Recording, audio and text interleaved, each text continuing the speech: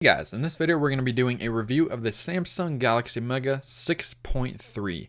Right off the bat, this phone is huge. It's a 6.3-inch display compared to a Galaxy S4. It is just really big. It is almost unnecessary because this is a phone. It's almost tablet size, so this is definitely considered a phablet.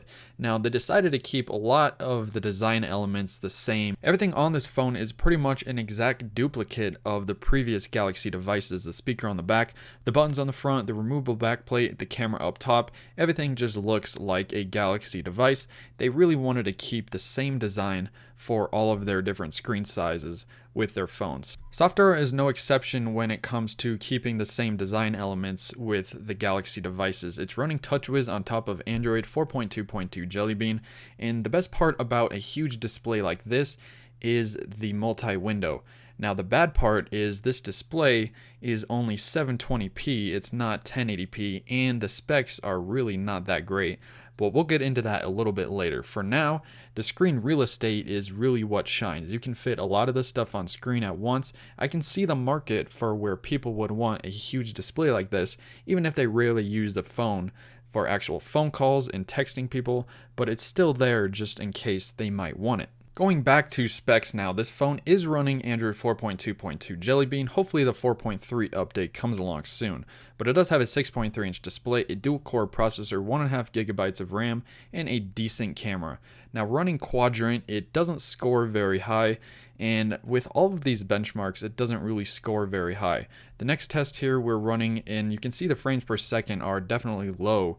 They're not 60 frames per second, they're not even 30, and it does score low with the overall Ice Storm score on this Galaxy Mega. Now with Geekbench 3, it also scores low, only getting a score of 1,105, and the SunSpider test is no exception.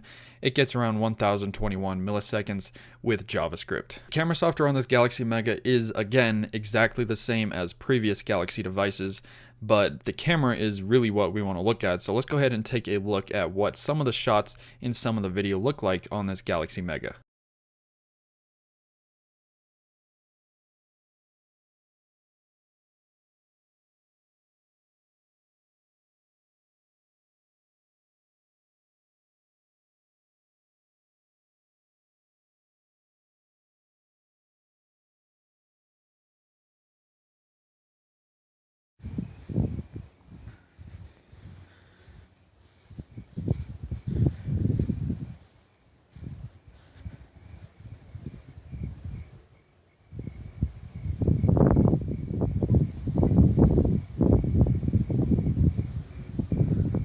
This phone does have a 3200 milliamp battery, which lasts a decent amount of time. The standby life is decent, but you can see there when I started using the phone when I woke up, it just started dropping off dramatically. It's nothing great, but you can remove it if you want. After you take off the back plate of the phone, you can swap it out if you have another battery hanging around.